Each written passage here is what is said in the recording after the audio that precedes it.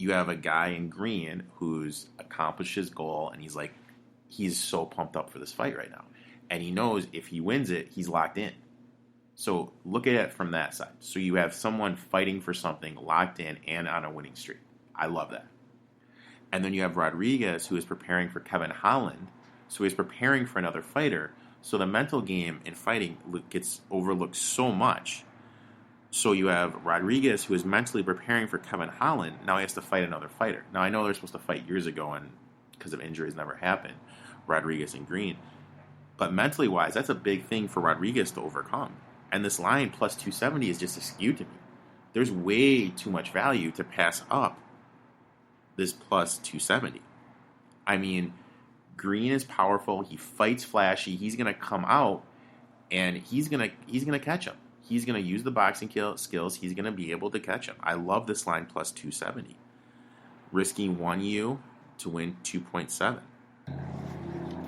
Next fight is Cook again plus 180 to win by decision. Again, this line is on 5 games. I'll be risking 1 unit to win 2.7 unit. On paper, this fight is about as close as it can get. Nothing drives a person more than losing. And Cook again lost to the younger Savchenko back in February. Now she's facing the older one, looking to get a little bit of revenge. I expect her to approach this fight with the same training methods that she always uses, and I give her the advantage in cardio and overall energy in the fight. I don't believe she'll be able to finish Shevchenko in the distance, just because if you look at her record, 77% of her fights have gone to decision, and that's how she's won them. And I expect that trend to continue. That's why I'll play the plus 180 at great odds. So risking 1 unit to win 1.8. When a fighter is showing this is how they win fights time after time, and you're getting plus money, almost 2 to 1, you have to take it. The next fight, another bomb. We are going Derns by decision plus 360, risking 1 unit to win 3.6. Both Derns and Kevers are coming off of losses. Derns is the much more rounded fighter, but she has never won a fight because of a knockout. All of her wins have come via decision or submission. Curvers definitely has an advantage in the stand-up game. The question is, can she defend the takedown game of Derns? Derns has been clear she wants to take the fight to the mat. With Kevers coming off a loss as well, I like her to show improved defense in her takedowns and keep the fight upright more than others are expecting. However, I do expect Derns to be able to secure some takedowns toward the ends of the rounds. That way, she'll be able to grind out a decision victory. Plus 360, too good of a price to pass up, risking 1U to get 3.6 U's. Next fight, we're going with Augusto, plus 200 by decision. This line is actually from Bookmaker. When we look at these fights, it's important to remember that the UFC cage is usually 30 feet, but this one is 25 feet, so there's less room for fighters to maneuver around. That's a huge advantage for Augusto because it's going to take away Ivanov's ability to back off and have space. It will allow Augusto to keep him in front of him and to hit counters and to clinch him up and push him against the cage and use those leg strikes. However, Augusto, he's not going to be able to knock him down. I don't think his punches or his kicks are going to be enough to score a knockout, but they'll be enough to win the scorecards. And this plus 200 is just way too juicy of a price to pass up. If you don't want to do the prop bet, he's readily available at minus 110 on books I saw, but I totally expect this to go to the judge's card and for him to score a decision. Plus 200 via decision, risking 1U to win 2U's. And the last fight we're going to look at is we're going to be taking Burns plus 146, risking 1U to win 1.46U. I found this line on heritage.eu. Woodley was once one of my favorite fighters, and I had made a lot of money backing him back in the day. But one person in life is undefeated, and that's Father Time. Age can creep up on a fighter and an athlete in general, and it's creeping up on Woodley. He's 38, close to 40, and his skills are obviously deteriorating. That was shown in his last fight against Usman. he looked bad. He looked really, really bad. I also have serious questions about Woodley's cardio. I just expect Burns' jiu-jitsu to be too much and Woodley to be lost like he looked in the Usman fight. I'm not saying Usman and Burns are the same quality of fighters, but after what I saw in Woodley and with the age, I just can't back him. And with how good Burns has looked and his jiu-jitsu game, it's a no-brainer. I'll easily take the plus 146, risking 1U to get 1.46 U's back in return. There you have it. Those are my UFC picks for the night. A little deeper in the card than I like to be, but I really like the situation that we're in. I like the plays. And if you notice, I'm using lines from 3 different books. And I've talked about this before. You always want to find a book that has different lines, and you want a couple of them. I mean, I have 5 books, and when Vegas eventually opens up, I have a runner in Vegas where I'm able to do my action. Because you have to look at it like this. If store A has milk for $2 and store B has milk for $5, where are you going to go? Obviously, the cheaper place. You want the better price. And that's it with the sports book betting. You want to have the book that has the better price. So that's why I always suggest, having a couple different places to lay action. And if you guys ever need advice in what sports books to use and which ones to stay away from, I'll gladly let you know. Feel free to drop me a line. My DMs are always open, and I always reply to them and always answer the questions to the best of my ability. All right, so now we're going to jump into our NASCAR part of it, where we're going to talk some bets and talk about a little NASCAR with Brandon from Off the Post Boston Sports on Instagram and on Twitch, Top of the Grid Sim Sports. Brandon, how you doing today? Doing good. How about yourself? Pretty good. No complaints from my end. Stuff's starting to open up where I am. How about by you? Yeah, our pool in our community just opened today. Not going to be one of the first people to go down yet, but the pool's open. Some restaurants are open. Work's starting to pick back up. So it's good to see things trending in the right direction.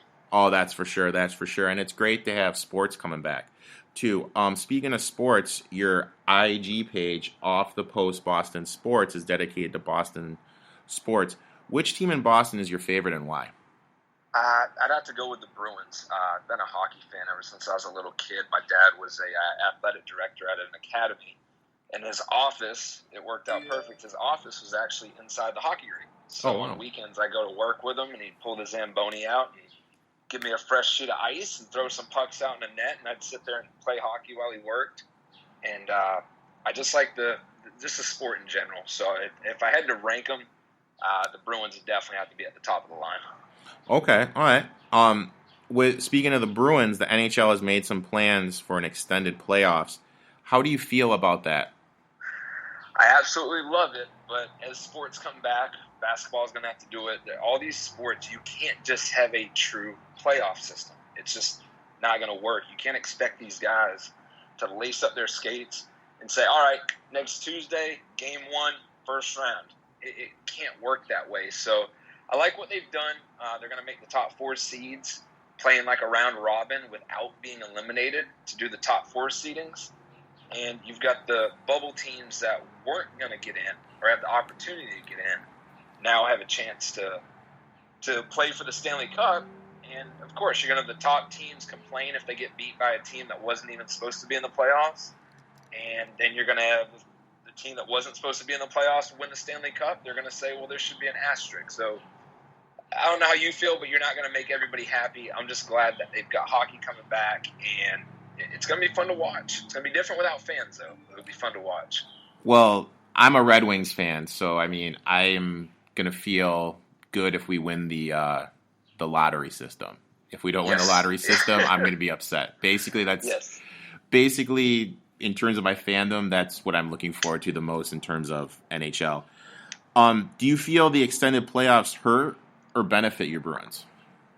I'm torn right now because, yes, they're going to have to play for the number 1 seed, which they had the most points in the NHL. So, of course, on the fanboy side of it, I say, hey, we had the best record in the NHL. We should automatically be number 1.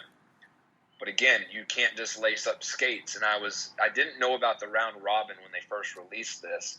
And I thought all the teams besides 1 through 4 were going to have an advantage of playing a series before these guys. But now that you have a round robin and there's going to be meaningful games, you've got the top 4 teams playing the best top 4 teams in the league. I think that gives them an advantage of playing a team that's on the bubble that just had a rough first 5-game series against somebody. Yep. So we'll see. We won the President's Trophy, and if I know you know hockey well enough, usually when you win the President's Trophy, it's actually a jinx, and it doesn't work out in your favor.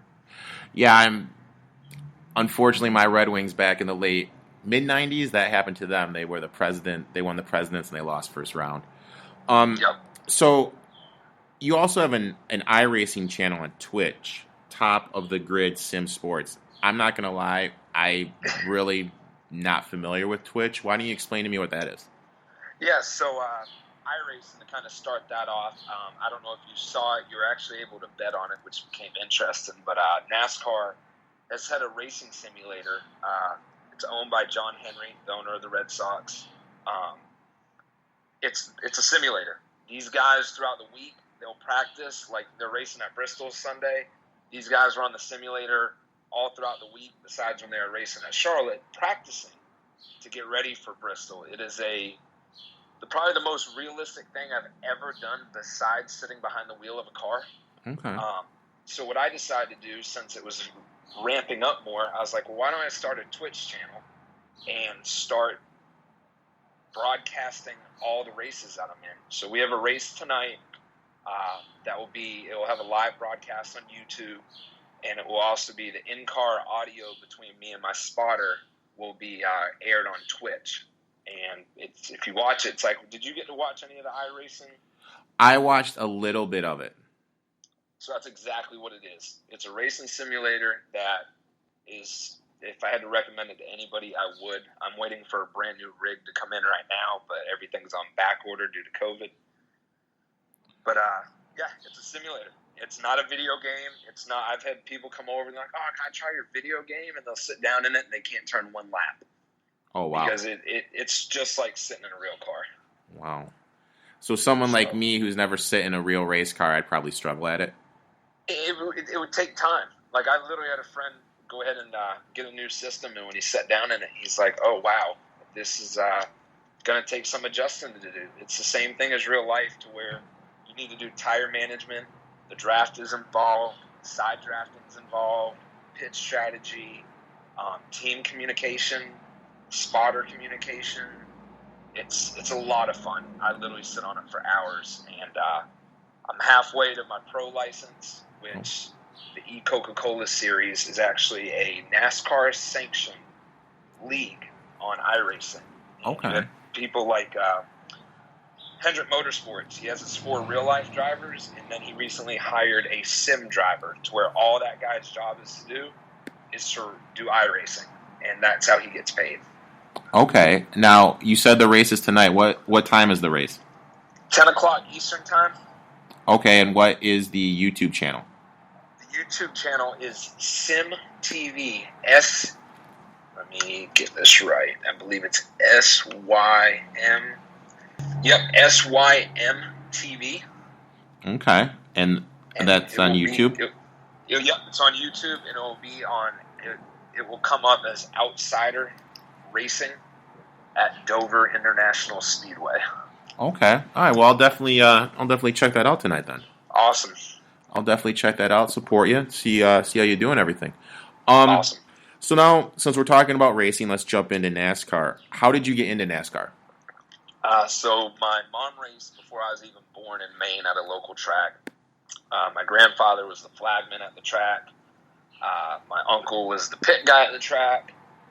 My dad has always been a huge NASCAR fan, so we used to go to local tracks when I was a little kid. My brother raced at Oxford Plains Speedway in Maine up until about 2 years ago. I'm in Charlotte, North Carolina now, which is the heart of NASCAR. I've worked on dirt track cars since I was in high school, so it's just always been something in my family that I'm just used to. When I moved down here, everybody's like, wait a second, you're from the north. You like NASCAR? And I'm like, it's big up there too. It's just a lot more smaller local tracks. It's not really televised or anything like that. But NASCAR's been in my blood